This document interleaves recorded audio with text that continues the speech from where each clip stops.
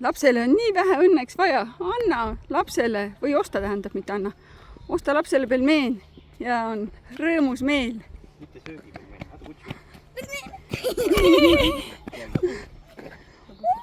Ui.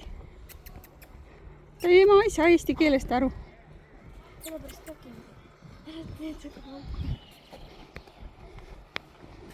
Pelmeen!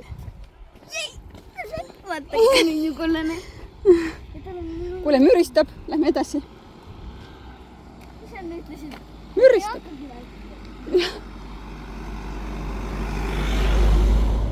Kohe tuleb 4 teerist. Oota, see on pelmeen. Meie hoiame paremale, sinisele rajale.